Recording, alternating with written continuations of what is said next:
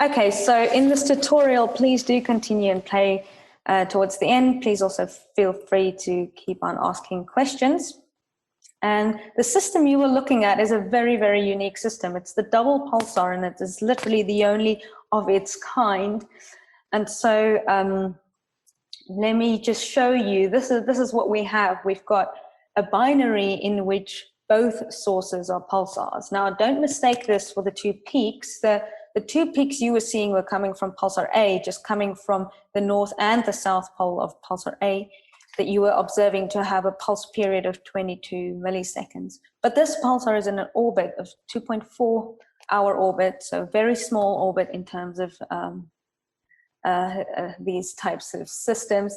And it has a companion, which is also a pulsar with a much slower pulse period.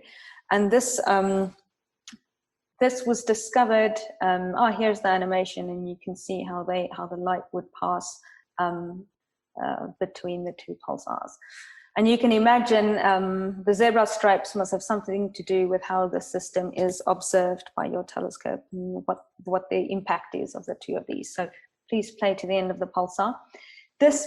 This actual double pulsar system was discovered in 2003, again using the Parkes telescope at, in Australia.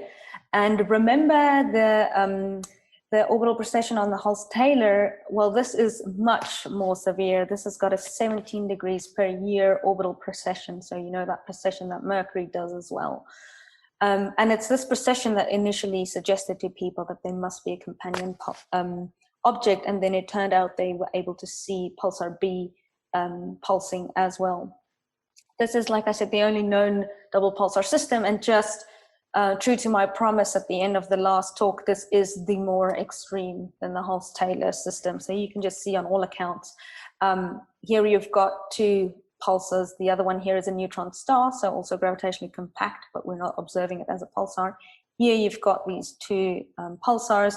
The binary is so much more tight, and we can see that this orbit is shrinking by 7 millimeters per day, and we expect the system to inspiral in the next 85 million years.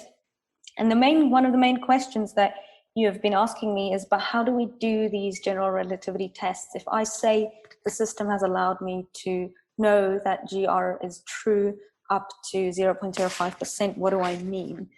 And this is the practical way in which these experiments get done.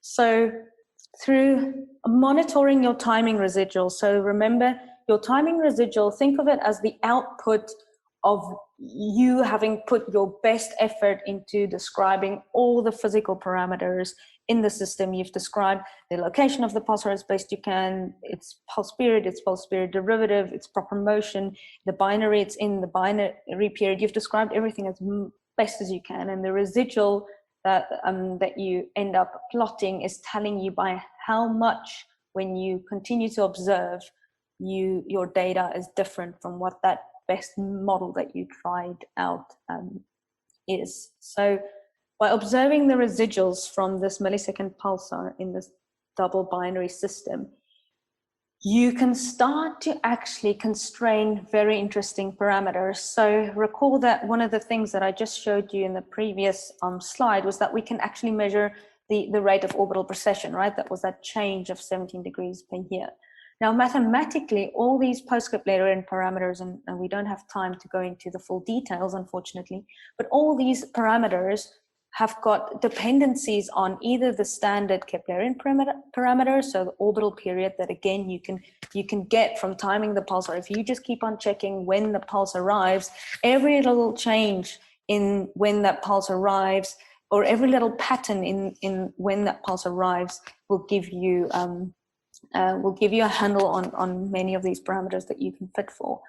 But in the end, all these post-Keplerian parameters that you are able to measure in a very highly relativistic binary system, well, they've got dependence on the masses in the system. So they depend on the mass of the one pulsar and the mass of the other pulsar, expressed here in masses of the sun.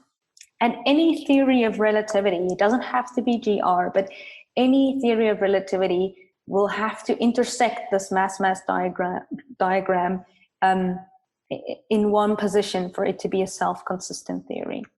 And in this particular case, we're plotting the mass dependence on these. Remember, these are the things that we could compute from the residuals, that we can compute by how much the orbit is shrinking from this double neutron system. We can compute by how much the orbit is precession based on these residuals. So these are sort of observable or inferred parameters.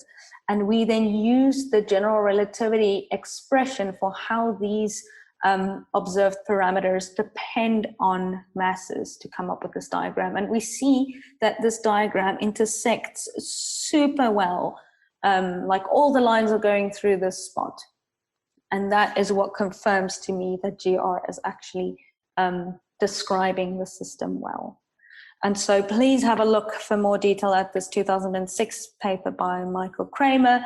We are imminently expecting a follow-up paper on this using MeerKAT. Just as in the last seconds, as you are observing this pulsar's light, well, at some point this pulsar is in your way, and this emission has to travel through the gravitational well, because this is a very dense object.